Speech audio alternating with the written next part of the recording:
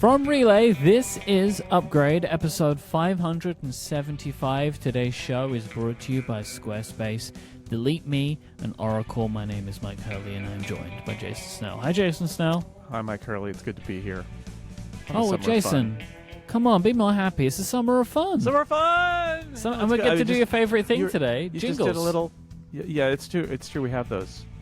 I was just doing a little... You're like, oh, hi, Jason. I'm like, hey, it's my buddy Mike. It's my pal Mike. We're just talking. We're just chatting.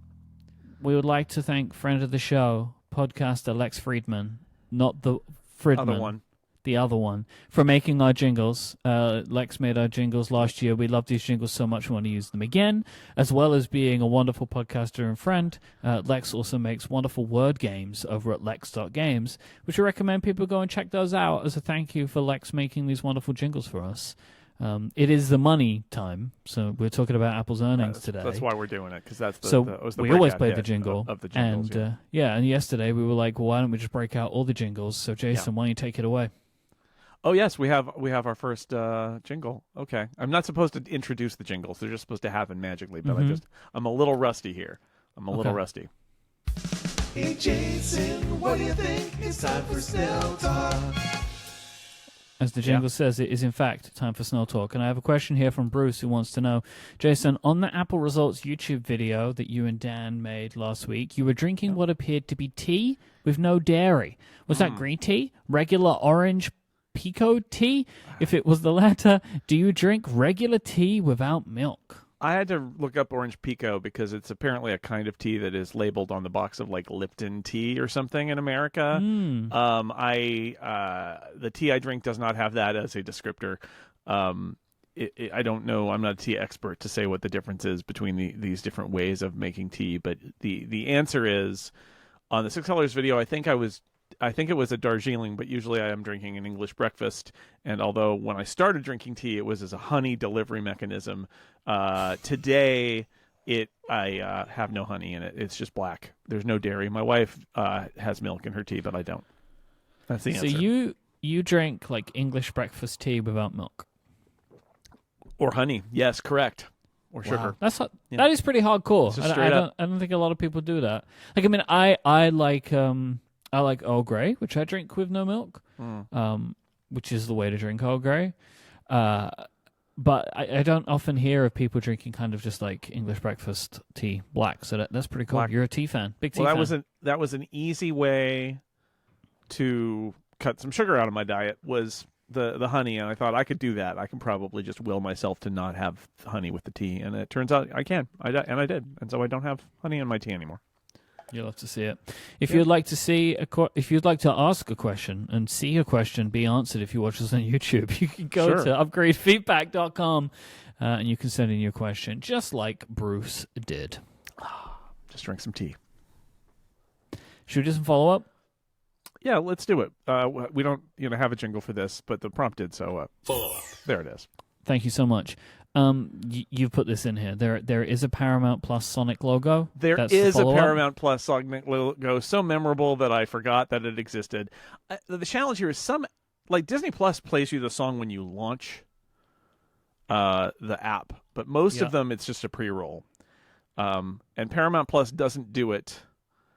But it does a pre-roll, and I just forgot. So here it is.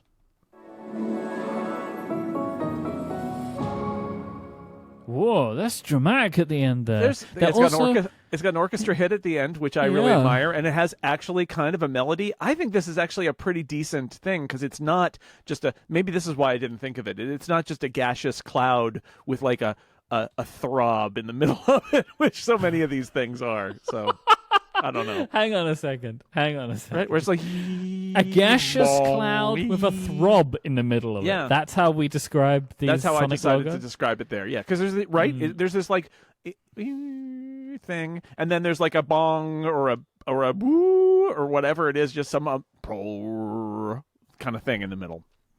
Let's move on, Jason Snell. Bing. Yeah. All right. Anyway, I had to give some audio follow up on that one, so I am happy that I did it. Get on the right side of the law with Lawyer Up. Gosh, those horns are aggressive. I know. I love everything I've about forgotten them. Yeah. about the aggressive horns. Apple has officially filed their response to the U.S. Department of Justice's lawsuit against their claim that the company is a monopoly power in smartphones.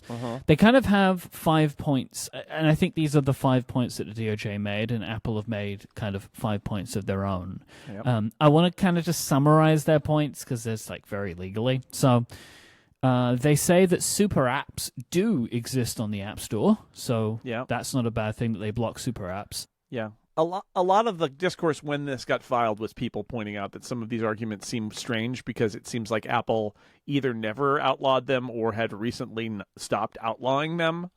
And so it's very funny here that Apple's responding in a way that I think a lot of us did, which is it felt like that the DOJ's filing was a little bit out of time in that they had done these 5 things, 4 of which they weren't doing anymore. If they had ever done them. There was something like that, but for example, this one with the super apps thing, Apple made a guideline change a month later that would allow them. So the DOJ suit was filed in March of 2024, and then in April of 2024, Apple allowed for mini games and mini apps and mini apps in the App Store. Yeah, but I think also if I recall correctly, there were also a couple examples in other countries where there were super apps that were actually in the App Store. Yes. Like in Singapore, I want to say. Oh, they're like in Asia, like everywhere, like WeChat, Line. Super apps. They exist, but it's one of these things. It's like they exist, but technically breaking the guidelines. Technically not allowed, but they have to be there because you can't not have Line. Yeah. So then Apple changed the guidelines, which is a theme of yes, because the next one is a recurring theme. They say that they do in fact allow game streaming apps, but they didn't at the time, but they have since. Yep. They say that third-party messaging apps are widely available, and Apple is not degrading them. Yeah, that was always kind of a dumb one, I think. That one doesn't make any sense. They say that third-party smartwatches do have access to data, especially when paired with a companion app, and that they can share some functionality that Apple has developed, and they are continuing to expand features to make like this work better. But this is the one. Yeah, this is the one where they're kind of full of it. This is they want to put up their strongest argument, but I think Eric Pebble did the best job on like listing off all the ways that the Pebble was not going to work on the iPhone like it works on Android, and that's because Apple withholds all these things that the Apple Watch can do that other smartwatches cannot do. And this isn't just smartwatches either, right? It's like a whole category of wearable devices, fitness trackers, and all sorts of stuff that don't have the same access that the Apple product does. The Meta Ray-Bans, like they work way better on Android than they do on the iPhone. In fact, Apple's response here, so you summarized it as they are continuing to expand the features. I read this as, but we got some of it, and we're working on it. That was sort of what they're saying. Get off our back about it. We're working on it. I'm working on it here. So, okay. They also say that they are not holding back digital wallet and tap-to-pay functionality from the NFC chip. And again, they, 5 months later, had a press release. So here's my question. If the Department of Justice sues you over something, and then you change your behavior, change a bunch of things, I don't like.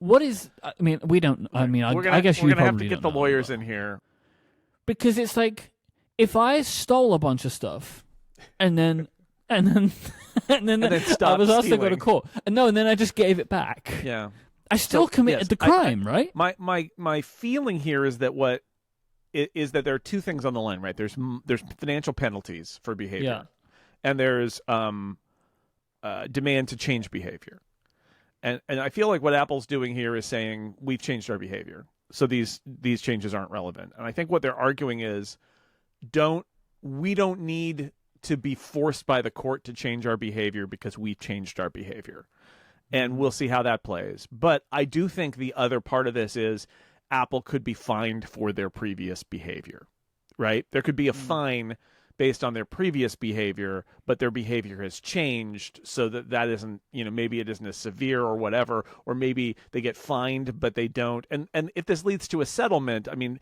Apple's argument here is very much like, we don't tell us what to do because we're already doing everything. And then, maybe they write them a check and then they're done. We'll see. But I think this response, it's Apple, right? And I saw some hilarious analysis where people are like, there's a paragraph where the DOJ has listed facts about Apple, like literally Apple makes these products, and the Apple response is, Apple denies all allegations about this. It's like, you deny statements of fact about your company. Bananas. So good for you, lawyers. But I think that it is telling, isn't it, that as we thought at the time, and certainly in the subsequent months, that Apple was already moving in this direction with a lot of stuff that the DOJ was alleging because of pressure, often from other groups in other parts of the world. And so, you're right. The question here is this enough? Is getting sued and Apple going, oh no, sorry, we fixed it, we're working on it, is that enough or not?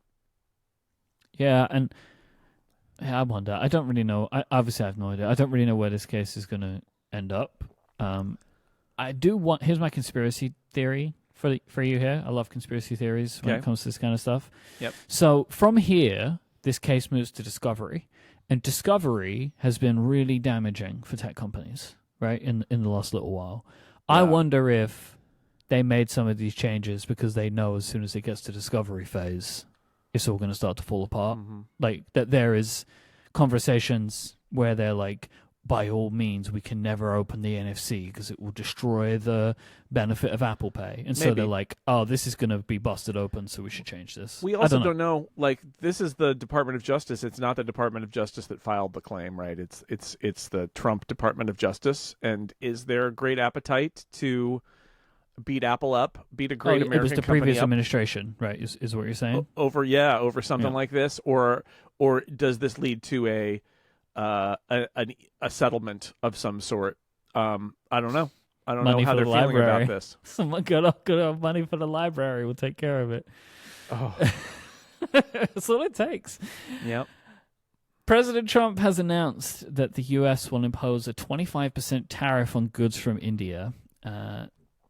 Who knows, right? Like with the tariff stuff, it's just like you never really know.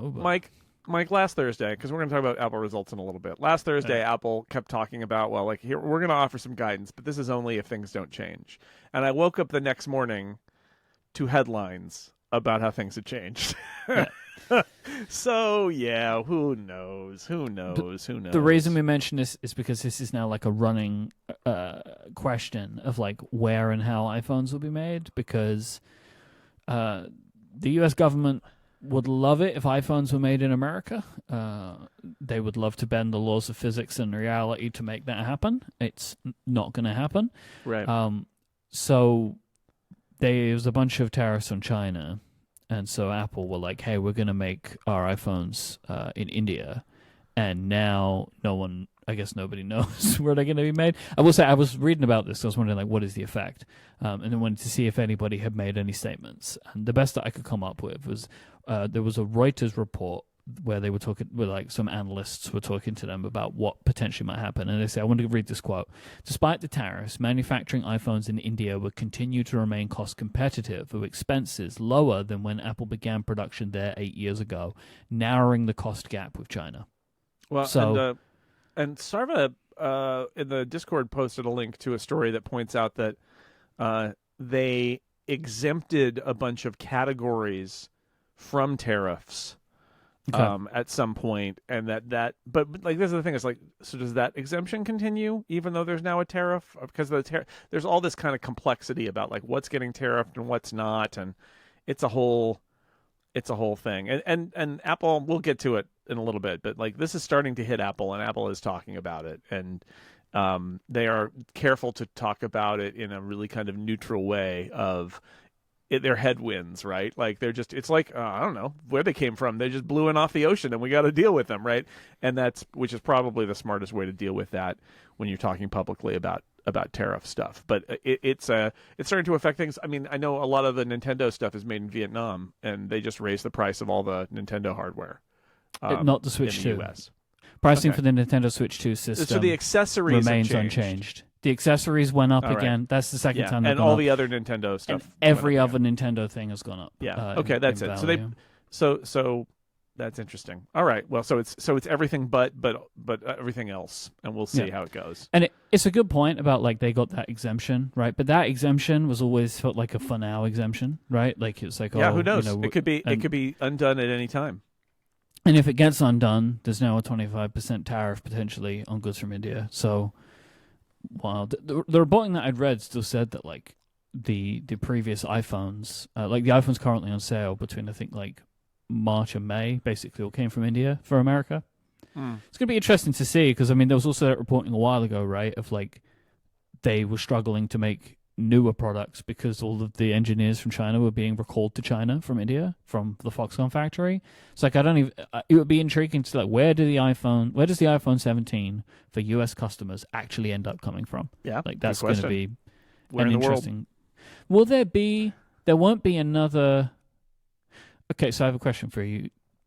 With the earnings stuff, because it always works on a little bit of a delay. The iPhone earnings, is that the next report or the almost one not after? At all. Almost not at all. There will be a couple weeks of iPhone sales probably in the next quarter. They will be able to characterize and forecast how iPhone sales are going because they will actually announce that in November. So they'll have like 6 weeks of sales data, but the numbers themselves will only contain a couple weeks of sales data. So they'll be able to characterize it, but you won't necessarily see it in the charts as a huge change until the holiday quarter. So if there was a tariff impact on the iPhone 17, they would communicate that in the next results call. They might be the expectation. They might. Okay. Wait and see. This episode is brought to you by Squarespace, the all-in-one website platform that's designed to help you stand out and succeed online. Whether you're just starting out or scaling a business, Squarespace will give you everything that you need to claim your domain, showcase your offerings of a professional website, grow your brand, and get paid all in one place. You can offer your services and get paid with Squarespace. From consultations to events and experiences, you can showcase your offerings of a customizable website designed to attract clients and grow your business. Think built-in appointment scheduling, email marketing tools, and more. Plus, you can keep everything cohesive with on-brand invoices and get paid easily with online payments. You can also make sure your website gets discovered fast with a suite of integrated SEO tools. Nobody wants to build a beautiful website only for 0 people to see it. That is why every Squarespace website is optimized to be indexed with meta descriptions, an auto-generated sitemap, and more, so people will find your site through search engine results. If you run a small business or you're thinking about starting a small business, this is one of the many reasons that I would recommend Squarespace. Like for you can have all of these services integrated, and you can make your website findable. Plus, you're going to be able to make a website that looks great and is really professional, and you don't have to have a bunch of experience. Like my accountant just sent a message to me a couple of days ago, and he's like, I'm trying to find someone to build me a new website. And I'm like, oh, buddy, I got the place for you. And I was like, just look at this. Just go and look at this yourself. Maybe you can do it. Because like me, he doesn't know how to build a website. Like, he doesn't know how to code one. But maybe he could build the website that he wanted with Squarespace, like I have for many things. Go and check it out for yourself right now by going to squarespace.com/upgrade, where you can sign up for a free trial. Then when you're ready to launch, use the offer code UPGRADE to save 10% off your first purchase of a website or domain. That is squarespace.com/upgrade with the code UPGRADE to get 10% off your first purchase and show your support for the show. Our thanks to Squarespace for their support of this show and all of Relay. Money, money, money, money, who has all the money? Money, money, money, money, who has all the money? Money, money, money, money, who has all the money? It's Apple.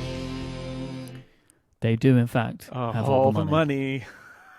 In fact, they got themselves in Q3 2025 $94 billion of revenue. Have they done 100? Has that happened before? On that quarter, no. On holiday quarters, absolutely. On holiday quarters, yeah. Yeah. I'd forgotten about that. Yeah, what Dan Morin was observing that I thought was a really great when we did this video on Thursday night after the results. It's on YouTube. People can watch it. Watch me drink tea without milk. Is when your boring quarters are 94, 95 billion. This was 94, which was a record for the third fiscal quarter.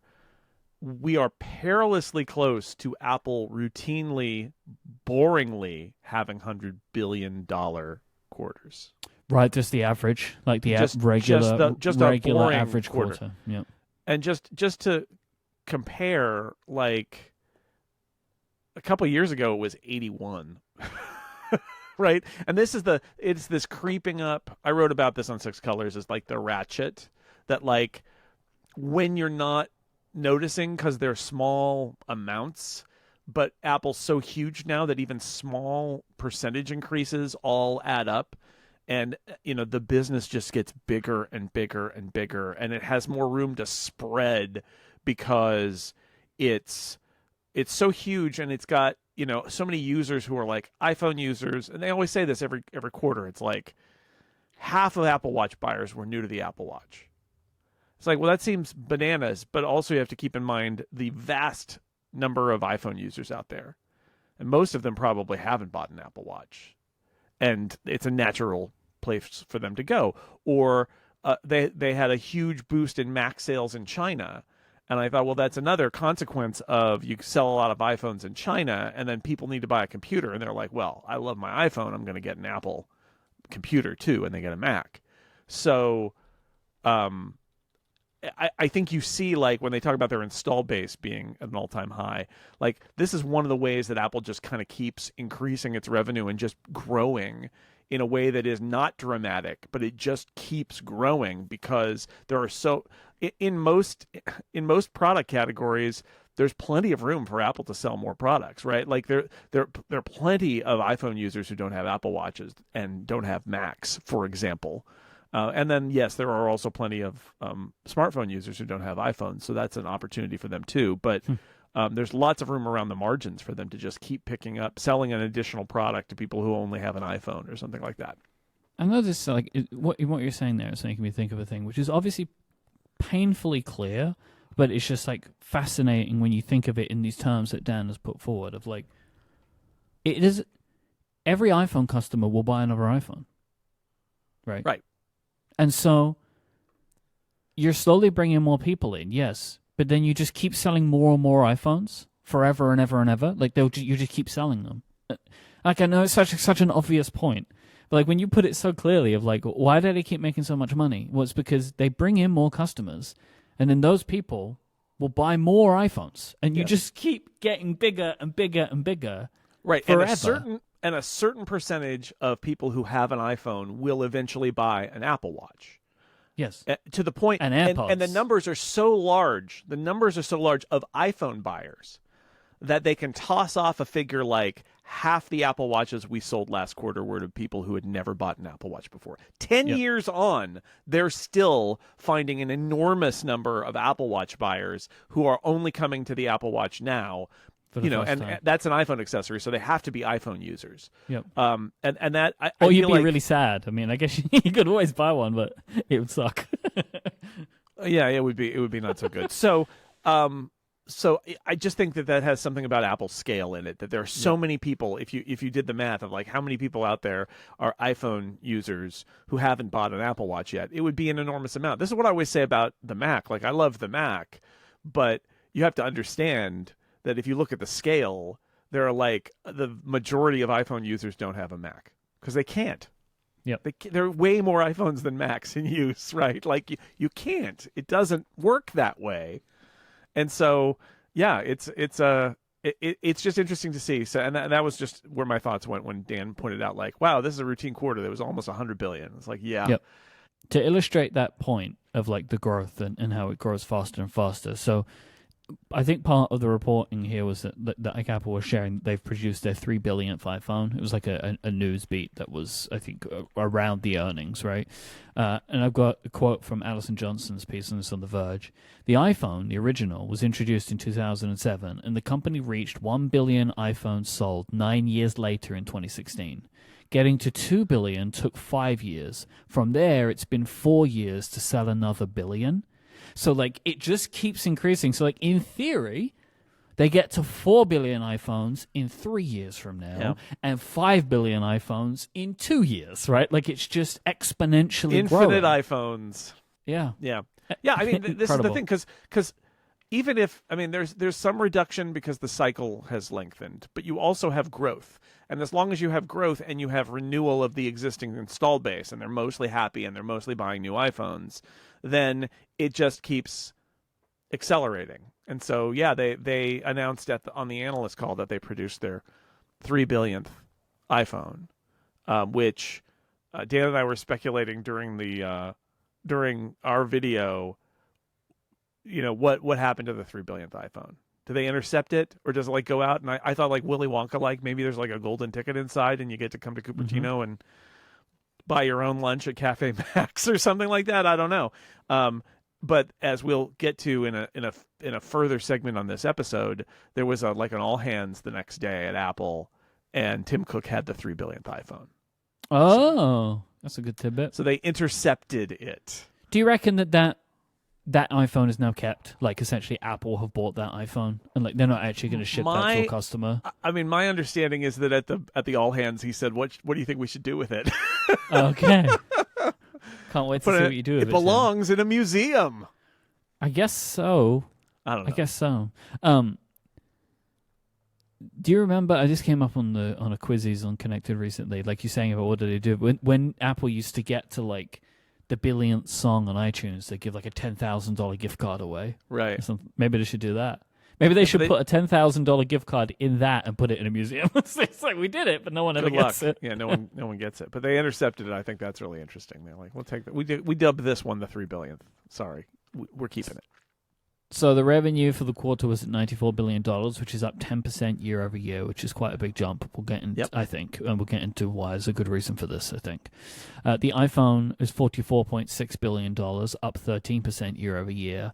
The Mac was at $8 billion, up 15% year over year. So this is the reason, right? iPhone and Mac, and it was mentioned that a lot of this was, what do they call it, pull forward? Because people were worried about tariffs. Pull forward, pull ahead. So starting in April, Apple stores got busy because people started buying, and so there's a feeling that there's an accelerated cycle caused by tariffs for fear that Apple is going to raise its prices, which hasn't happened. But there's that feeling that in the U.S., in iPhone and Mac, they saw extra sales that would have otherwise happened later because people are like, oh, well, maybe I should buy a new computer now. And I heard that from, I've heard that just anecdotally from people in my life where they're like, oh, yeah, maybe I should just get one now. I'm thinking about it.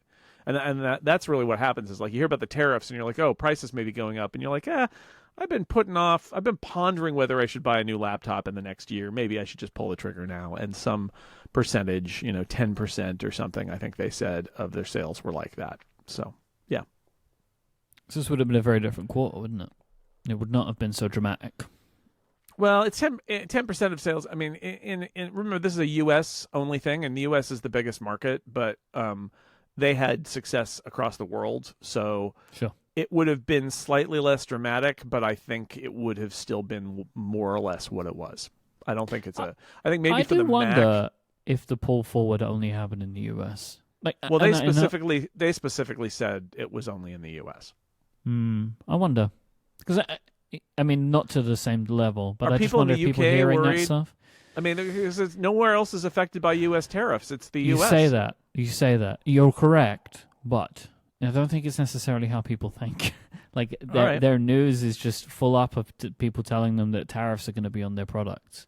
And I'm not really sure that necessarily is fully understood. I could be completely wrong. I'm just Apple didn't say. Apple specifically said they saw Mac and iPhone in the U.S. Oh, I don't doubt that. I don't know that at all. The iPad did not. get this, $6.6 billion, down 8% year over year. Yeah, tough compare, as they say, because they released new iPads last year in this quarter, and they didn't this time. The iPad Pro and the iPad maybe came out.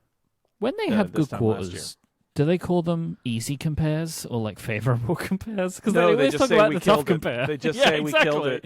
We it's killed like, it. What are we supposed to do? Yeah. We can't choose when we release products. They just happen. I don't know. Well, I noticed this time that when Tim spoke at the very top of the call, he was like crowing about the categories that were up by a percentage, and then when he gets to iPad, he just doesn't mention it. He just says, "Oh, iPad made this revenue, and it was great." And doesn't say down, and then Kevin Parrick, the CFO, follows him up and goes through the categories again in more detail, and he's the one who has to say it was down. It's iPad revenue was down 8% year over year due to a tough compare. He throws that all in there, but Tim is Mr. Good News. He's Mr. Happy News. Wearable home and accessories is at $7.4 billion, down 9% year over year. Category that was rocketing for quite a while and has been in the doldrums for 2.5, 3 years now. What's going on? This is the there? Apple Watch category and AirPods, but this is what I'm saying. This is the Apple Watch category. It's the Vision Pro category, but I think it's the AirPods category, and that the AirPods Pro is the winning product in this category, and they haven't released a new version of the AirPods Pro in quite a while, and let's again, it's a composite category. This is a category that was called Other before, so it is what it is. It's a whole bunch of stuff. It's accessories. They mentioned accessories revenue was a tough compare, in part because the iPad came out last year. And you're like, wait, what? But the answer is like Apple Pencil, Magic Keyboard. There's so many accessories that go along with a new iPad, and those don't fall in the iPad line. They fall in the wearables home accessories line. And so that makes it a tough compare too. But this is just this category has gotten punched the last 2 or 3 years, and I think it's a combination of things. But I keep coming back to the AirPods. Like, they are wildly successful. I feel like AirPods Pro 2 is the flagship of this entire category. And where is AirPods Pro 3? Probably this fall. I think that will be really good for this category. But it also, once you have that explosive growth and you get up to 15 billion in a quarter, I think it's hard to sustain that, right? It's hard to sustain that. And so there's just a little bit of a letdown happening here. Yeah, the AirPods Pro 2 were released in September of 2022. And the product category has been down from... Actually, it went up 10% for that quarter, and then it's been down since. And then it's been down ever since, yeah. Yeah, we'll see. I mean, some of it is probably inflation of Apple Watch sales and all sorts of other things. I don't doubt that this is a complicated category, but it also is a category that had a huge amount of growth and looked like it was going to be a big growth potential category for Apple, and instead it looks like it found its level, or it overshot its level a little bit and has come back. I think my guess is what happened was that was the popularity of AirPods taking off.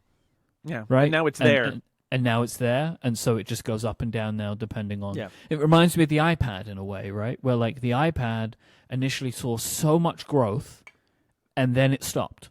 And Right. I think AirPods could be a similar thing, where, like, they had a real moment, and now they're just a product that people have. And and it's product not, cycles... like, going to find a bunch more new people all of a sudden. The truth about product cycles outside the context of a Wall Street analyst is... The iPad, everybody was like, oh boy, this is going to be huge, because there was this huge initial interest, right? But that's not how reality works. It actually found its audience. They sold all of them, and then they all kept their iPads for 5 years. And so it looked like there was this initial surge, and then it fell off a cliff and was dead. But that's not actually what happened. What happened is everybody who wanted an iPad bought one, and then they didn't need a new iPad for 5 years. Correct. And because the iPad has proved to be a pretty reliable business for Apple, but that can get washed out in the excitement where people are like, oh my God, it's growing so fast, we got to invest in Apple now. And then, oh no, the year over year is down, we've got to get out, it's a flop. And like, that is, all that is true, but I think it misses the point sometimes of what's going on in a product category. I think you're right. and services is at $27.4 billion, up quite a substantial 13% year over year. Yep. Who knows why? Right? Like, who knows? Severance? No, probably not, right? No, look, services has been up double digits, low double digits, every quarter for the last, 2 years. Before that, there was a period of enormous growth, and then a year where it was single-digit growth, mostly because tough compare, as they would say, it was because you follow exponential growth with not exponential growth, and it looks bad, even though that's not necessarily that. But for 2 years now, they have tuned the services engine where, I guess the average for the last 2 years, it's probably like 12 or 13% growth year over year per quarter. It's pretty amazing, and they haven't even been down sequentially in like 3 years in one quarter. Like number goes up, like they say, forever. Yeah. There's some interesting stuff, some interesting quotes from the earnings call. Thank you to Jason and doing a service to the entire blogosphere by transcribing the call. CFO Kevin Parak says, as we move into the September quarter, I'd like to review our outlook. Importantly, the color we're providing assumes that the global tariff rates, policies, and application remain in effect as of this call. The global macroeconomic outlook does not worsen from today, and the current revenue share agreement with Google continues. That last part is the important part. Did you hear that? Yeah, because I can imagine there is some element, some version of this that always occurs, right? Which is like a similar thing of like, yes, we're going to see what those trade winds are doing, and Forex and all that stuff. Yep. They talk about a lot of that stuff, right? The financial headwinds.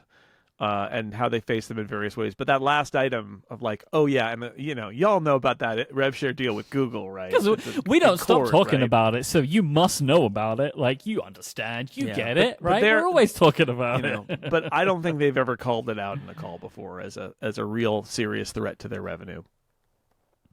But it is. And it is because that's an enormous amount of money, and it's all profit. Yep. Which means it's not just a hit to your revenue, it's a hit to your margins, it's a hit to your profit. It's a big deal. Now, totally separate conversation, but I believe that it doesn't go to zero if something like this happens, but it certainly would be a tumultuous moment, and Apple would have to scramble to replace some of that revenue. But yeah, this says it all. Like, tariffs are an issue, and the global macroeconomic outlook is an issue, and what happens with Google is an issue. And these are the big threats that Apple sees in terms of their forecast for the next quarter.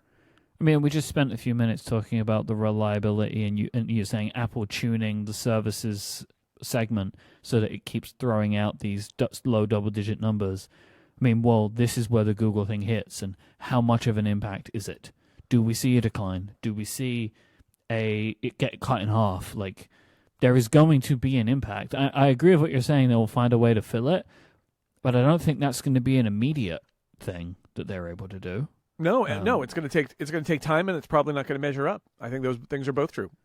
And so, like that is going to be, if this happens, that will be a very dramatic earnings call. Because, we've said it for years.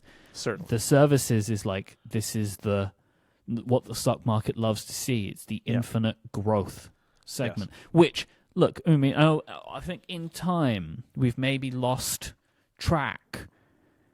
Services is 29% of Apple's revenue now. Yes. It was small at first. So it's essentially 30%, and the iPhone is just over 45. Yeah, it's a huge portion of what they do. Although I will say the good thing about growing services is that the percentage of Google referral money that's part of the services line is much less than it used to be. But maybe? Still, I think so. I don't think that the Google search revenue has grown at the pace of the category. is my gut feeling is that it's probably shown some growth, but and right, it may even be static or down now, but that Apple has built so much around it in terms of other services revenue.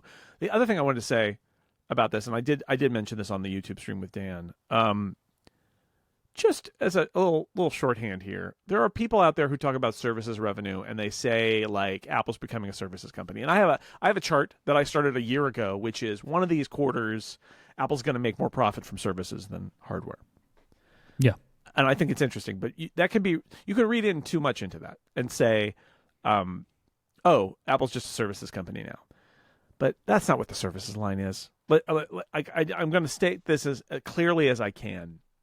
The services line is a way for Apple to make additional revenue from its existing customers. The services line doesn't exist without the iPhone. The services line is at least half iPhone-based revenue, if not much more, because half of the revenue is the iPhone.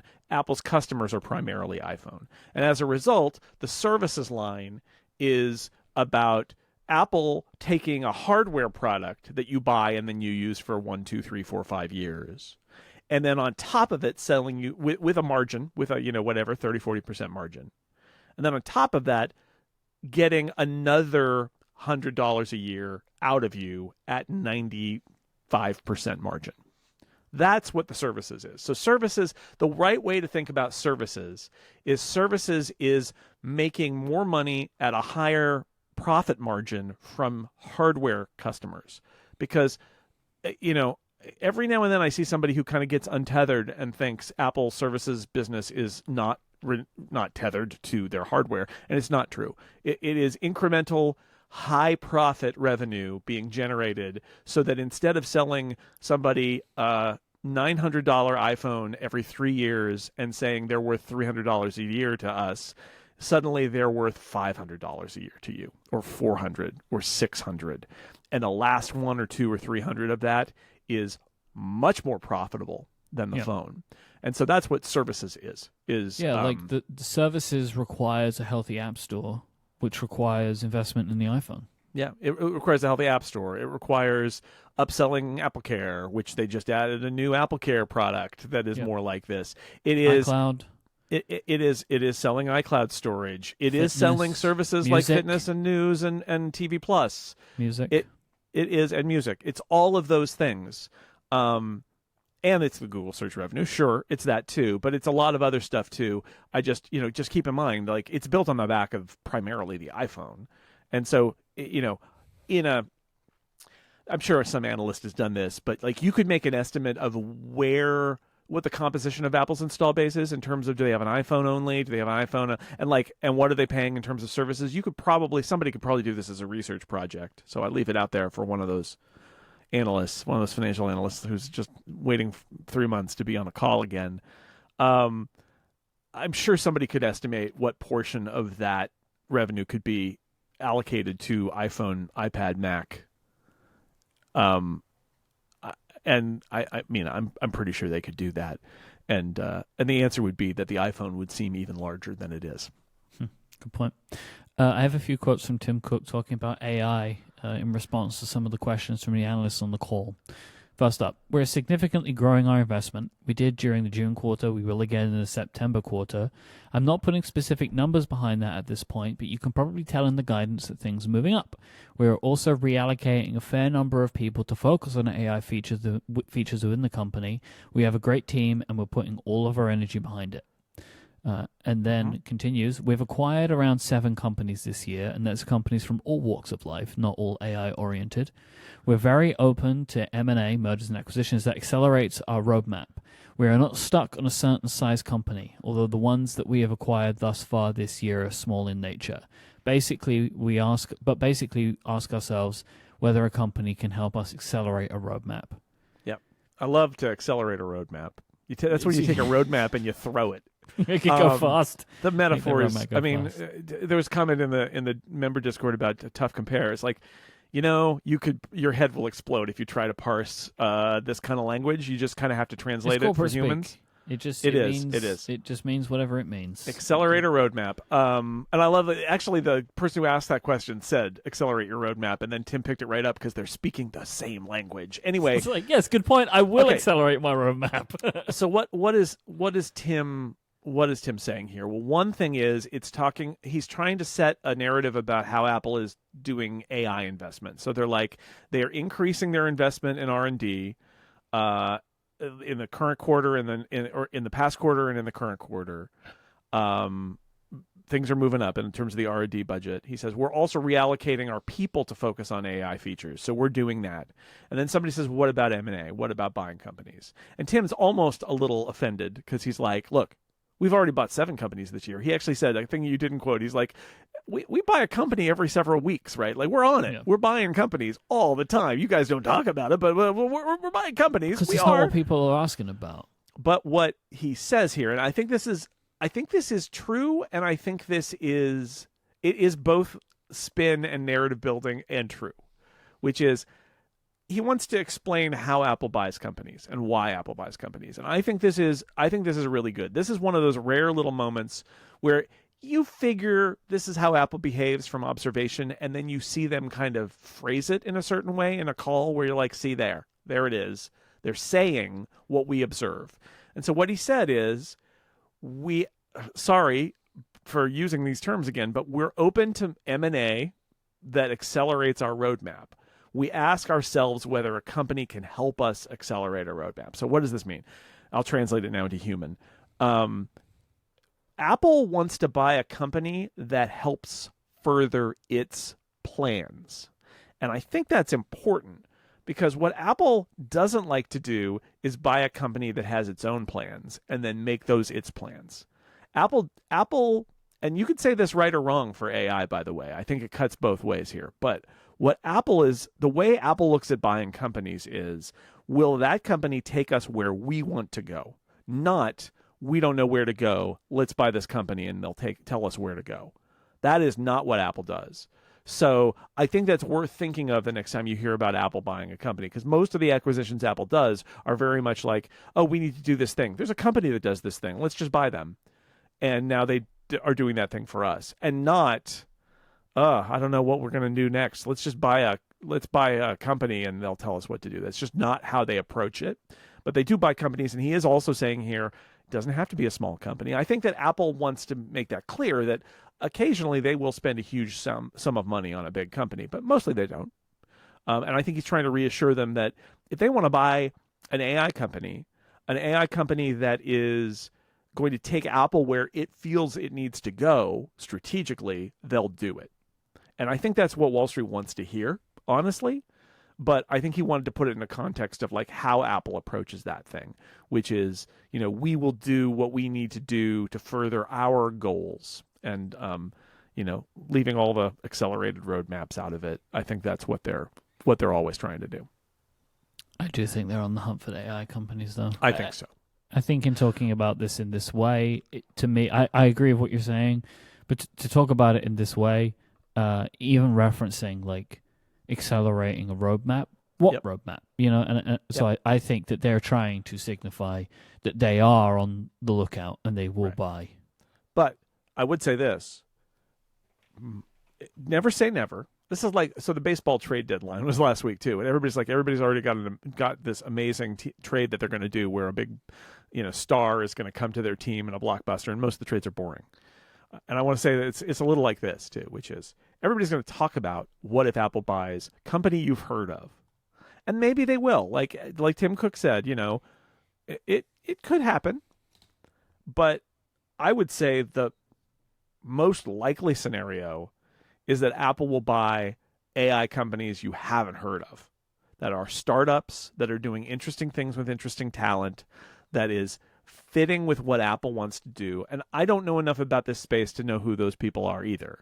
But I would say if there are companies that are building interesting models, efficient models that really run well on phone hardware and PC hardware, that don't need, that are more efficient, or that they've had a breakthrough in terms of efficiency. Those are things Apple's going to be interested in.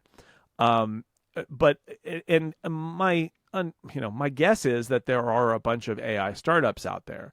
Will that please Wall Street, and will that solve some of Apple's real problems with brain drain and with strategy? I don't know, right? Like, and they could, if they really want to go buy, if they're for sale, buy a big company you've heard of, maybe they'll do that too. But I would say best guess is they will continue to buy companies you've never heard of, but that maybe somebody who's been focused on AI will be like, oh, I see what they're doing there. That's smart. Yeah. And that's because that's generally their playbook, not roadmap. Playbook is buying. Accelerate the playbook. You can accelerate the playbook by buying smaller companies, And so, yeah, we'll see. But I mean, he feels the pressure, right? Cook feels the pressure. He has to say something like that out loud. It's because people are asking, everyone is asking, are you going to buy AI stuff? And the two together is like, look, we're working on AI stuff. We're spending more money on R&D. We're retasking our people. And sure, we buy companies all the time. And if it fits with what we're doing, we will look at it because that's what we do. And he's trying to reassure investors that that's what Apple is doing with their AI strategy. And, take it for what it's worth. I mean, I'm just telling you what they're saying. You can believe them or not. Like, they're not lying, but they're spinning for the street. They want to say we're on it, and you can decide if you think they're actually properly on it or not. But I think that's what they're trying to get across here. This episode is brought to you by Delete Me. Delete Me makes it easy, quick, and safe to remove your personal data online at a time when surveillance and data breaches are common enough to make everybody vulnerable. The sad truth is data brokers can make a profit off your data because data is a commodity. Your name, contact information, social security number, home address, and more can be compiled by data brokers and sold online, which is an uncomfortable thought. I was listening to a podcast on my commute this morning, and they were talking about how more and more data is being collected about us all over the web these days, and more breaches are happening. I was just, there was a big popular app that just had its basically all of its stuff just broken out and spread online recently. Like, it's just happening more and more. And I love that I have Delete Me in my corner for when the information that I don't want to be public about me gets into one of these data brokers. They're in my corner. They're making sure that it's removed, because you have the ability to have this information removed from these data brokers, but you would have to do it. And how on earth would you find it? And it's such an arduous process if you're doing it on your own, but they make it so simple. You just give Delete Me a list of the information you want to be removed, and they'll go out there and make sure it's taken care of, and they'll give you regular reports to show you how it's going. So take control of your data and keep your private life private by signing up for Delete Me. Now, a special discount for listeners of this show, you can get yourself 20% off your Delete Me plan when you go to joindeleteme.com/upgrade20 and use the promo code upgrade20 at checkout. That's joindeleteme.com/upgrade20 with the code upgrade20. The only way to get this 20% off is to go to joindeleteme.com/upgrade20 and use the code upgrade20 at checkout. Our thanks to Delete Me for their support of this show and Relay. Saddle up and ride into the future. Saddle up and ride into the future. Saddle up and ride into the future. It's the Rumor Roundup. Oh, yeah, you're listening to the smooth sounds of Upgrade Summer of Fun. Mark Gurman reported on the aforementioned in this episode 1 hour all-hands meeting that Apple held last week. Apparently a meeting of this type is rare, to have like a big all-hands for such a long period of time. It included a bunch of executives. I have information here about stuff that Tim and Craig Federighi said. So, a couple of quotes for you. Tim said that the AI revolution, this is quoting Mark Gurman, so there's some quotes, some of Mark Gurman's color on this. So Tim said that the AI revolution is as big or bigger as the internet, smartphones, cloud computing, and apps. Apple must do this. Apple will do this. This is sort of ours to grab. We will make the investment to do it. All right, now I want to stop you there just to say he's talking to Apple. He's talking to everybody at Apple. And so we all can debate where the AI revolution slots and is it overhyped and all of those things. And again, my standard is it is overhyped and also huge. Both of those things are true. I'm in the middle on this. I think it's big, but I think that also there are a lot of people trying to make a bubble and, get a lot of investment and cash out. And I think there's a lot of hype but I still think it's huge. However, none of that matters. This is a pep talk. This is a pep talk where Apple's CEO is telling all Apple employees that he thinks that this is as big or bigger as any of the other tech product cycles that have happened, and that Apple has to be on it because this is an opportunity for Apple and that Apple has to do it. And I mean, say what you will about how Apple has handled AI stuff up to now, but like for Apple to succeed doing AI stuff, there needs to be organizational alignment about it. And that means the CEO has to come to the employees and say, hey, this is huge and it matters and we're going to take this, right? Like we're going to do it. If he doesn't do that, if he poo-poos it, then that's a different story. But like if you're going for it, you gotta get the employees all worked up about it. I completely agree with what you're saying. I will add to it though that no effective internal communications team creates a presentation like this today without knowing it will get out. So he is speaking to Apple, but he's also speaking to people that pay attention. He's also speaking to Bloomberg readers, and he knows it.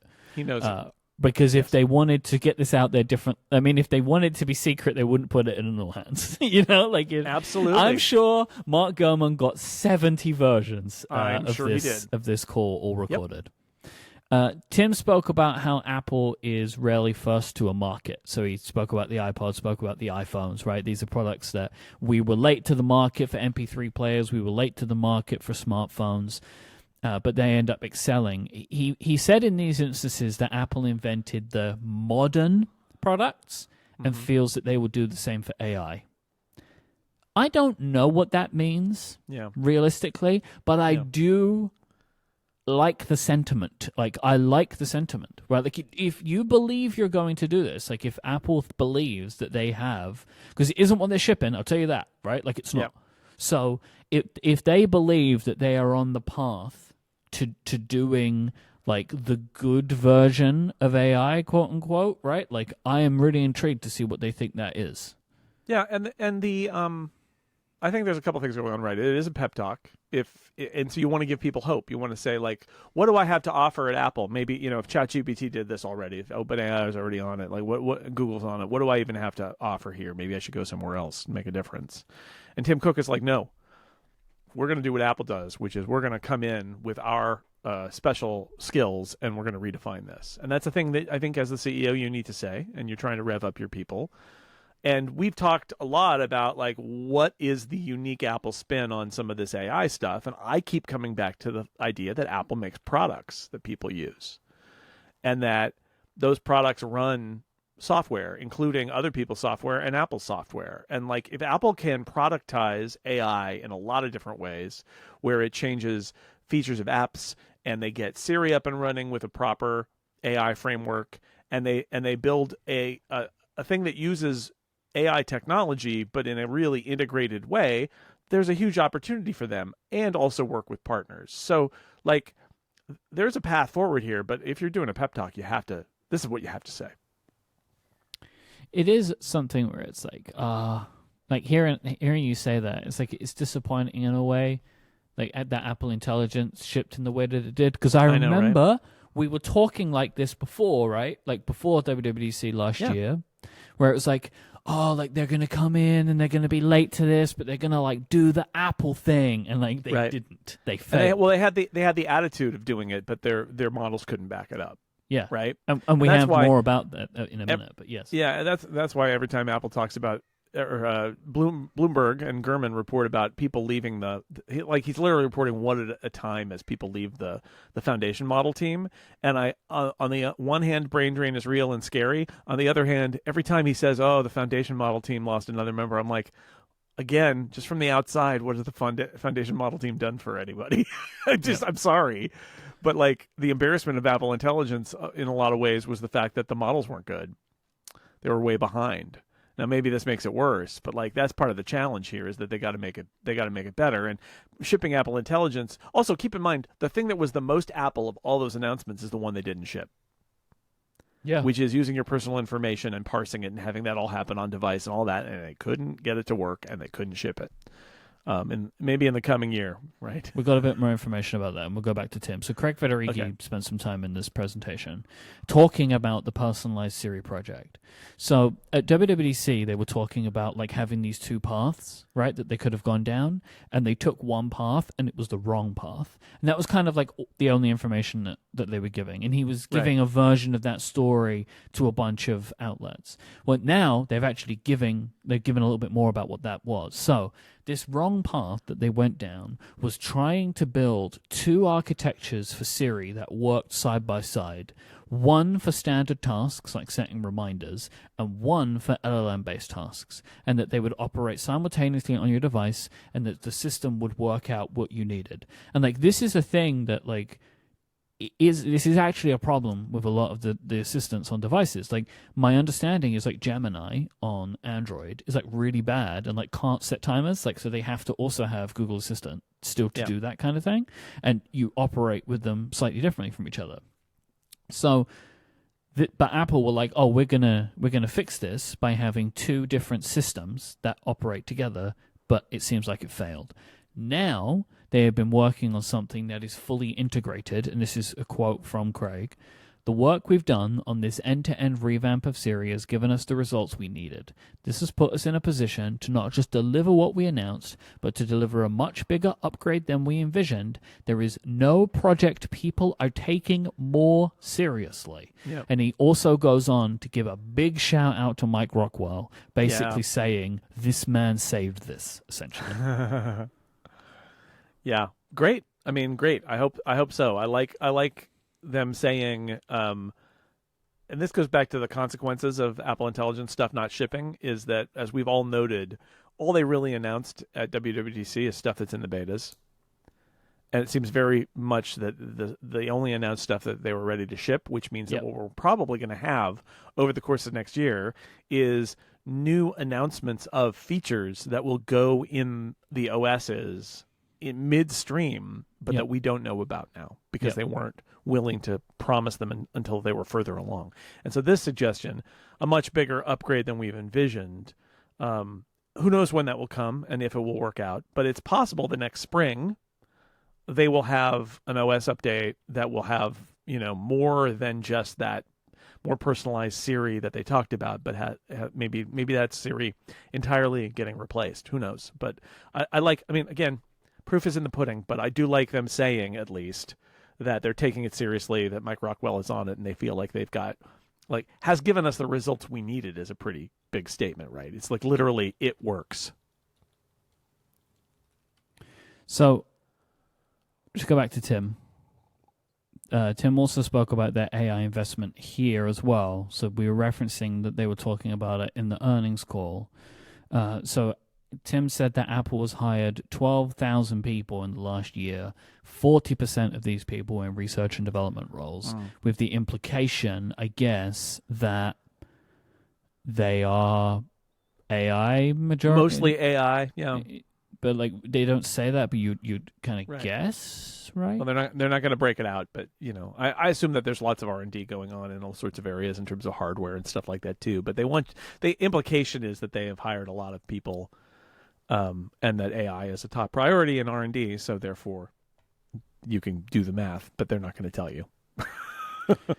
And also, Tim urged employees to use AI more in the work that they are doing. So this is a quote from Tim. All of us are using AI in a significant way already, and we must use it as a company as well. To not do so would be to be left behind, and we can't do that. But I wonder what AI a lot of people inside of Apple can actually truly use, from a security perspective, right? Can you just? Well, they've got all the stuff for developers. They've got all the Xcode stuff, which is shipping, and that is safe, as far as they're concerned. So I think, look, again, it's a pep talk. I think what he's saying is, honestly, don't be afraid of this. Don't be afraid of this. And honestly, what got them into this was poo-pooing AI, and being like, no. That's the big story here. Not for me. And it's like, no, you need to use it and understand it. And that doesn't mean, I know there are people out there who really hate AI who are going to say this is really gross. Apple's being gross, and I don't like it. I'm like, well, it's a pep talk, and I would also say, one of the important things, if you're going to be a technologist and you're going to be doing this stuff, is to try this stuff and understand where it's good, where it's bad. Be knowledgeable about it. It's a little bit like saying, I don't read, but I write novels. It's like, what are you doing? Like you're going to not do a good job of being a writer if you don't read, because you need to understand what writing is and how it works and what's going, you need to be a person who understands your subject matter. And if you're a technology person at Apple, if you say, oh, I just don't do AI stuff, you are failing. It doesn't mean you have to love it. It doesn't mean you have to embrace it in everything, but it means you need to understand it and understand where it works well and where it doesn't work well and where it might go and how that relates to your products that you're working on. That is important. So it is a pep talk, but I think that that's what he's going to here. He's not saying, hey, from now on, all Apple icons should be generated by AI. He's not saying that, but he's saying, not only can AI lead to productivity boosts in some cases, where it can in some cases, but also you need to understand it.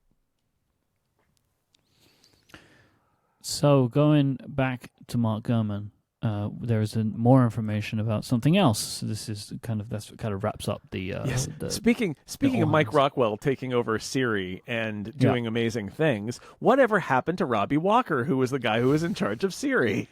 So, Mark Gurman is reporting that Apple is building a new Answers, Knowledge, and Information, AKI, team to create their own World Knowledge LLM for the iPhone.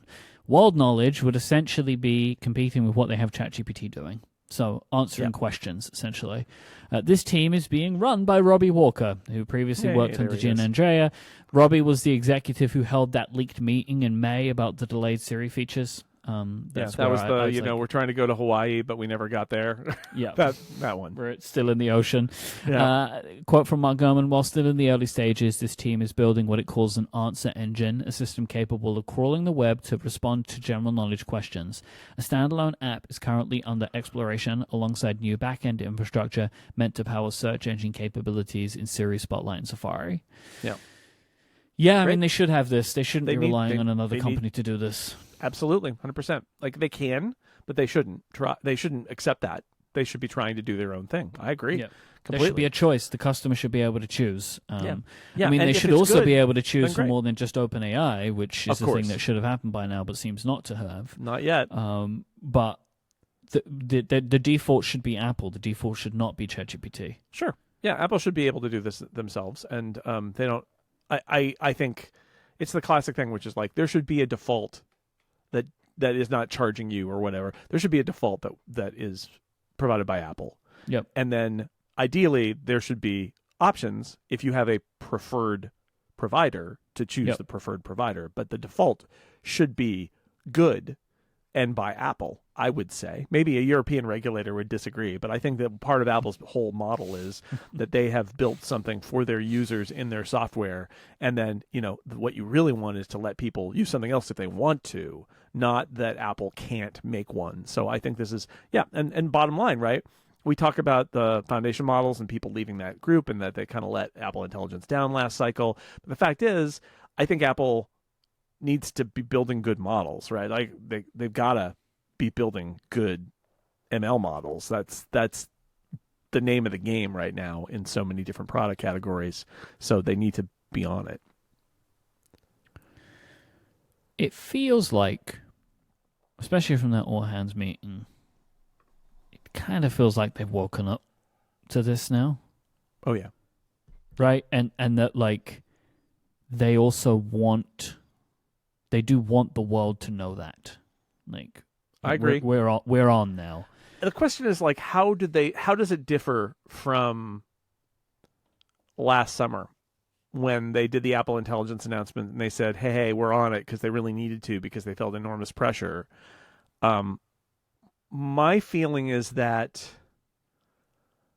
they tried to smile through it last summer. They were trying to just swing their arms around and like say that they were they like had this and they had the best system ever. Yeah, and they couldn't. But they weren't ready. They just weren't ready. And now, and I would say it's a little like remember when iPhone sales slowed down? And we got all the information from Apple Retail about how like this is simplifying it, but basically like Apple Retail realized it needed to make an effort to sell the iPhone. Yeah, deals. They had spent years Yeah. just like iPhones are in boxes here, and would you like one? And that's it. And then they're like, oh, and which is brilliant. If you create a hit product and you don't have to do and make any effort to sell it, awesome. But then the sales slowed, and they're like, oh, we need to make an effort to sell iPhones for the first time. Well, this feels a little like that to me, where Apple was like, hey, it's Apple, we're doing it, it's going to be great. And now it feels like, no, we need to make an effort. We need to try. It turns out we can't just be Apple and solve this. We have to task the whole company. And this is not quite a Bill Gates, we're going to make all of Microsoft into, internet focus. But it's in that direction of Tim Cook saying, no, AI is super important to this company and we need to focus on it and we need to pay attention. And I just, there's some level of understanding of the size of the challenge that I feel. I'm not saying that people didn't feel it last year, but I feel emanating from the company now versus last year.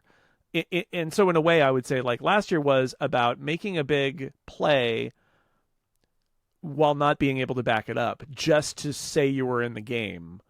And this year is the realization that they couldn't back it up and they need to start.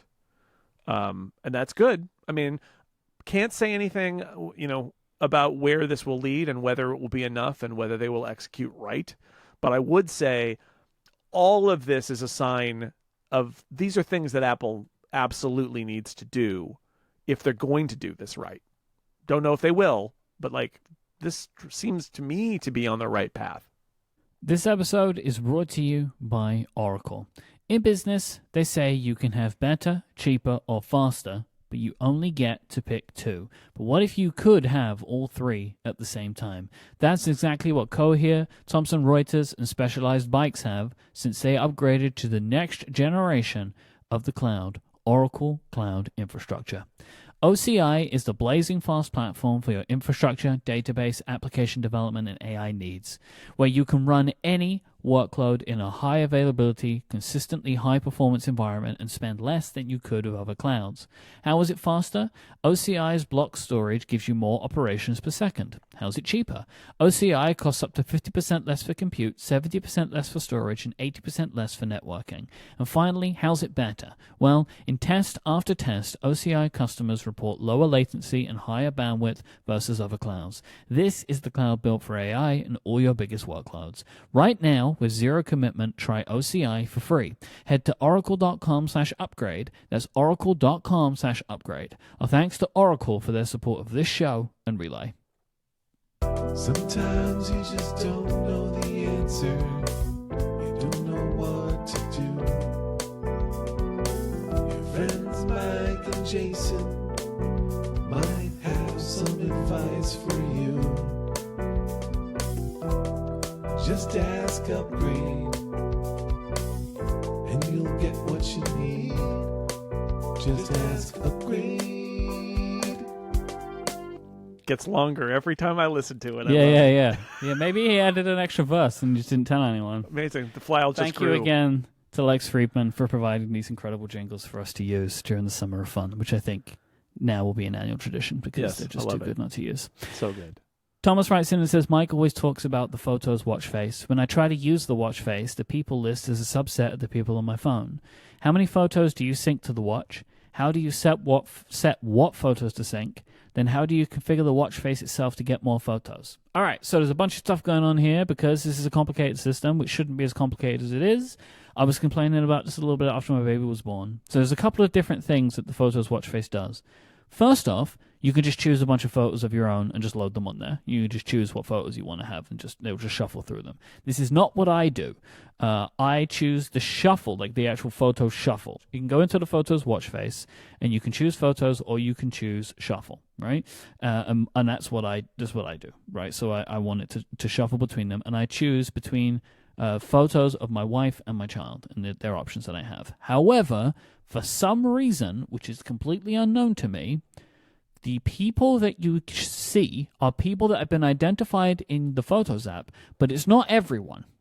And it seems like a completely random system at times as to which people it shows you that you can choose from. Like, it took weeks and weeks of me having hundreds of photos of my daughter before she would show up as an option, and then further weeks until after she actually showed up as an option that I would actually get photos of her on my watch face.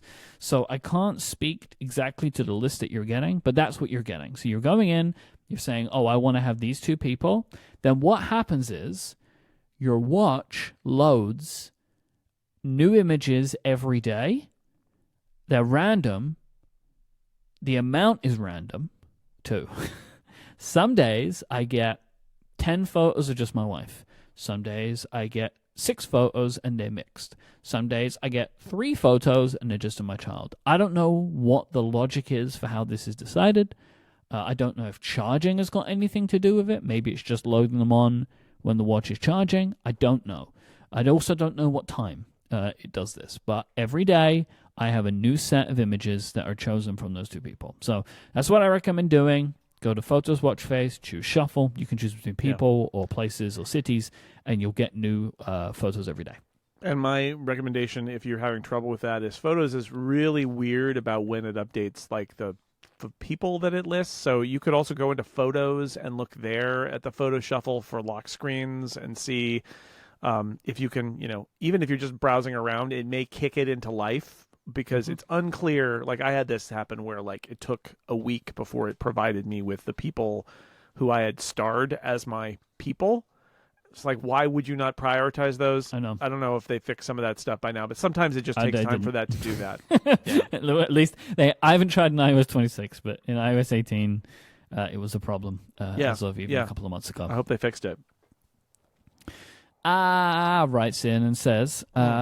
it was actually like, there was like 25 A's. This person is in our Discord, but I only read 5. That was 5 A's. My 79-year-old dad has an aging Windows laptop, which is crashing frequently. I've finally convinced him that a MacBook Air would be good because he wants all of his iPhone stuff to sync, and this has been a constant pain point, and I'm tired of doing Windows tech support. My question is, should we wait until macOS 26 is released so he starts learning macOS with the latest redesign? Or should I get him the laptop now and we cross that bridge when we get to it? Just get the laptop now. First off, you don't actually have to update to 26 right away. Great point. And it'll be fine. And also, having used macOS 26 for this summer, it's not that different. It looks slightly different, but it's mostly not that different. I wouldn't worry. The conventions are the same, right? Yeah, like it's pretty much new coat of paint in some places, but it works the same. It's all this is why I say people are worried about upgrading to Tahoe because they've heard all these horror stories about liquid glass. It's like it's perfectly functional. Even if you don't like the look of some stuff, it all works just fine. So I'd say go now. Yep. Michael writes in and says, recently Jason mentioned a shortcut that automatically converts HEIC images on his desktop to JPEG. This is absolutely brilliant. Could you share the steps, please, Jason? How did you make this shortcut? It is, let's see. I mean, in Tahoe, so before I think I was doing something slightly different, but shortcut, I'm going to do an audio shortcut here. This is very exciting. Yeah. So it's 2 steps, or I guess technically it's 3 steps. So it's you're taking input when you run this. In Tahoe, you would actually just say, if file type is image or file extension is HEIC, whatever.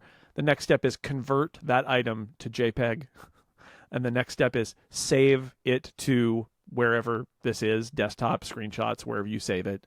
And then the next one is, and then delete it. That's it. And then it just does it.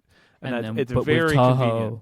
You're setting an automation, right? Yeah, like so it's on my automation? desktop folder or in my downloads folder. It's like if this triggers and it's an image in this format, save a JPEG out of it and then delete it. Right. And then it just runs. And it's very It's great. I mean, this is one of those, and these are the understandable shortcuts in a lot of ways, right? Where it's like it's not that many steps. You don't have to set a lot of variables. It's really just like take this image, and if you do it without the automation and just have it be something that runs from Hazel or something like that, it's even easier because it's literally just take the input, turn it into a JPEG, save it, and then delete the file at the input, and then you're done. And Andrew writes in and says, I know I've asked this before, but with the iPhone 17 around the corner, for UK iPhone users who are currently using physical SIM cards, should we now be switching to eSIMs? I am happy with the EE physical SIM in my iPhone 16 Pro Max, but when I upgraded to the 17 Pro Max, will I have no choice but to switch? And if so, should I do it now or hold on until I have to? Well, okay. Part one is we don't know, right? Like we don't know that they will be eSIMs only. My assumption is it's going to happen at some point. And I've said this last time, I think, to Andrew writing in, you should absolutely do this rather than having to stick a little thing into the side of your phone and move a piece of plastic around. eSIMs work so great. It's gotten even better over the years. Like, I had this problem in years past when they started doing the eSIMs, because I get my iPhone when I'm out in the States, because that's when they launch. I'm always out there for St. Jude. And then I couldn't move my SIM over anymore, and because it moved to eSIM, and I would have to wait until I got home and could connect to my network, my home the home cell provider, EE, to do the transfer. But last year, it did the transfer without needing to do that. So Apple has improved the process somehow, where it's actually it's not even needing to connect to EE anymore. But it's so simple that you can do it all in the app, right? I'm assuming that other cell carriers are the same. And you can say, I want to just transfer my SIM to an eSIM. And it goes, yeah, great, no problem. And then your SIM card is essentially dead. And then you just move around from phone to phone each year, and you do it as part of the setup process. I really recommend this to people. And also, I will tell you, if Apple does it, like it removes the SIM card from your location, you will be happier having set it up before new iPhone day. I'll tell you that, right? Like going through the kit. Because when I originally did it, eSIMs are very new in the UK, and not a lot of people had them because you didn't need them. So it was a bit of a pain to do my initial setup, but I just did one recently. I have an old SIM, and I was moving it to my Google Pixel Fold, and I did it via an eSIM, and it was incredibly easy to do. Like, EE has made the process easier because it's happening more and more. People are doing it more and more. So I recommend it. I think you should do it. At some point, Apple is going to remove this, I would expect. But even if they don't, it's an easier life, and then you don't have to be dealing with SIM card ejection tools anymore, which is just like a great world to be in. Yeah, I don't regret it, and the transfers are easy these days. So simple. It's very easy, because I have to review a bunch of phones, right? So I have to do transferring of service, and it's fine. It's very easy. We live in that world now. If you would like to send in a question for us to answer on a future episode of the show, it's really easy to do that. Go to upgradefeedback.com. You can also send in your follow-up and questions there. Thank you to our members who support us with Upgrade Plus. You go to getupgradeplus.com. This time I want to actually answer a question that came from an Upgrade Plusian in Upgrade Plus. The question, I'm going to read the question, Jason, but people are going to have to sign up to get the answer. How about that? Whoa. How about that? That's like, I'm like the rest. This is like the rest is history, like plugin. Yeah, that's right. Absolute the question scenes. was from Matthias, who asks, I have Upgrade Plus, so I don't hear your ads. But from the intros, it seems that you have more advertisers. Is this just a coincidence, or is the ad crisis over? The ad crisis. If you would like to get the answer to that question, go to Get Upgrade Plus, and you can sign up. And you'll also be supporting the show and getting ad-free longer episodes every week. You can find us on YouTube by searching for Upgrade Podcast if you'd like to watch. This episode is probably good to watch, at least in parts, to see how me and Jason dance to the jingles. Because don't get your hopes up. I know that we are. I mean, there's movement. There's at least movement. So I would like to thank our sponsors for this week, the fine folk over at Oracle, Delete Me, and Squarespace. Once again, for the final time, thank you to Lex Friedman for providing these jingles. Go to lex.games and check out Lex's games. We'll be back next week. Thank you for listening. Until then, say goodbye, Jason Snell. Goodbye, Mike Hurley.